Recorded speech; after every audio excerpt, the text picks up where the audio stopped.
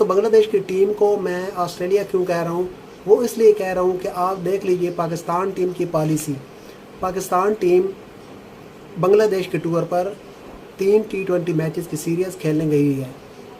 ढाका का ग्राउंड है, Asian condition है, स्लो और स्पिनिंग पिच होगी, लेकिन उसके बावजूद पाकिस्तान टीम ने 2 स्पेशलिस्ट स्पिनर जो कि पाकिस्तान को ऑस्ट्रेलिया, साउथ अफ्रीका और जिम्बाब्वे में अच्छे रिज़ल्ट दे चुके हैं। अच्छी बॉलिंग से पाकिस्तान टीम को इन तीनों ममालिक में T20 सीरीज़ जितवा चुके हैं, लेकिन उसके बावजूद उन दोनों क्वालिटी स्पिनर्स को, मैच विनिंग स्पिनर्स यानी अबरार रहमान और सुफियान मुकीम को बाहर बिठाकर 4 फास्ट बॉलर खिला दिए।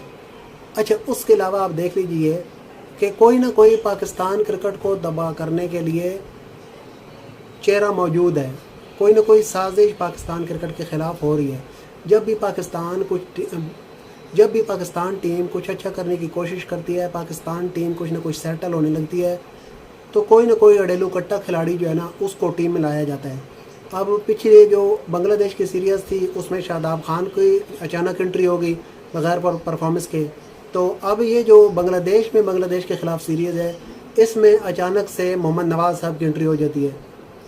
अब मोहम्मद नवाज़ की परफॉर्मेंस आप उठाकर देख लीजिए कि पिछले 3-4 साल से वो पाकिस्तान टीम के साथ खेल रहे थे, तो उनकी कोई एक भी मैच विनिंग बारी बैटिंग में और ना ही बॉलिंग में ऐसी थी कि जिससे पाकिस्तान टीम जीती हो। लेकिन उसके बावजूद मोहम्मद नवाज़ पाकिस्तानी स्क्वाड का बांग्लादेश के ख़िलाफ़ हिस्सा अचानक और हैरानकुन तौर पर बनते हैं, और फिर उनकी सुफियान मुकीम और अबरार अहमद के होते हुए पाकिस्तान टीम की प्लेइंग 11 जो है उसमें भी एंट्री हो जाती है।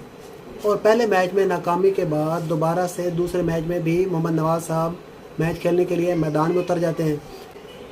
इसी तरह खुशदिल शाह, उनकी आप परफॉर्मेंस देख लीजिए कि उनकी जब एंट्री हुई तो कुछ ना कुछ उनमें दम खम नज़र आ रहा था, लेकिन आहिस्ता आहिस्ता वो उनकी परफॉर्मेंस ऐसी हो गई है कि जैसे वो खेलना ही नहीं चाहते। उनको ज़बरदस्ती खिलाया जा रहा है, ना तो बैटिंग, ना बॉलिंग, ना फील्डिंग, ना कुछ ना काम।